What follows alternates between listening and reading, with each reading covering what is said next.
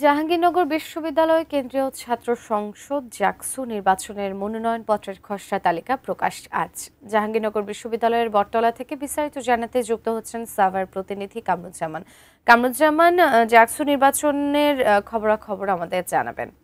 ধন্যবাদ সুজানা। আমি এই মুহূর্তে রয়েছি একদম জাহাঙ্গীরনগর বিশ্ববিদ্যালয়ের যে বটতলা, যেখানে কিন্তু শিক্ষার্থীরা এবং এখানে এসে কিন্তু তারা তাদের যে সময় এবং তারা কিন্তু এখানে কাটায়। আমি আপনাদের একটু দেখাই যে এই যে বটতলা, এখানে কিন্তু আমি এখন এই মুহূর্তে একটু বৃষ্টির আভাস, যেহেতু সেক্ষেত্রে ছাত্রছাত্রীরা একটু কম, কিন্তু একটা বিষয় আপনাদেরকে জানিয়ে রাখি যে আজকে বিকেল 4টায় সেটি কিন্তু খসড়া তালিকা কিন্তু আজকে প্রকাশ হবে। এই জন্য কিন্তু আমরা দেখেছি যে প্রার্থীদের মধ্যে একটি উৎসবের আমেজ দেখেছি। এছাড়াও 26শে আগস্ট মনোনয়নপত্র যে বাতিল, সেটি কিন্তু হবে এবং 27শে আগস্ট শুনানি হবে এবং 28শে আগস্ট প্রার্থিতা প্রত্যাহারের যে শেষ দিন এবং 29শে আগস্ট প্রকাশ পাবে চূড়ান্ত প্রার্থীর তালিকা। এরপরেই 9ই সেপ্টেম্বর পর্যন্ত চলবে প্রচারণা। আর দীর্ঘ 33 বছর পর আগামী 11ই সেপ্টেম্বর অনুষ্ঠিত হবে। বুঝছেন আপনাদের মধ্যে কি অবস্থা? জি, বিগত ৩০ বছর পর যে জাকসু অনুষ্ঠিত হচ্ছে, তো সেখানে আমরা দেখতে পেরেছি আমাদের শিক্ষার্থীরা এবং আমরা স্বতঃস্ফূর্তভাবে অংশগ্রহণ করেছি। আমাদের 23টি কেন্দ্রীয় সংসদ 23টি, আমাদের 23টি কেন্দ্রীয় সংসদ 23টি এবং হলে যে 16টি আসন রয়েছে, এর বিপরীতে প্রায় 740 জন শিক্ষার্থী এখানে ফর্ম তুলেছে।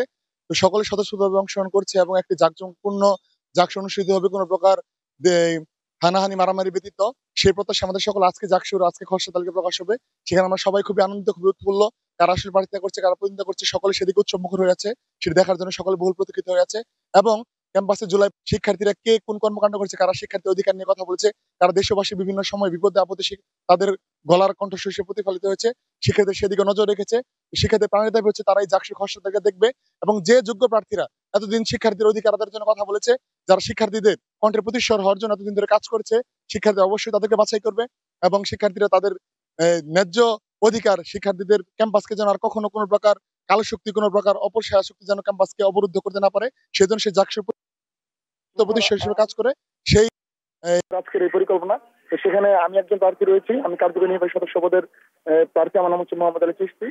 তো আমার আশা, আমি ক্যাম্পাসে 1 বছর যতটুকু কাজ করেছি, শিক্ষার্থীরা আমার উপর পজিটিভ একটা ধারণা রাখবে এবং ইনশাআল্লাহ যদি শিক্ষার্থী আমার পজিটিভ ধারণা রাখে, ইনশাআল্লাহ শিক্ষার্থীদের কণ্ঠের প্রতিষ্ঠা এবং দেশের যে কোনো সমস্যা শিক্ষার্থীদের পাশে দাঁড়ানোর জন্য আমি সর্বদা প্রস্তুত আছি। যেমনটি শুনছিলেন সুজানা, যে আসলে কিন্তু প্রার্থীদের মধ্যে যে একটা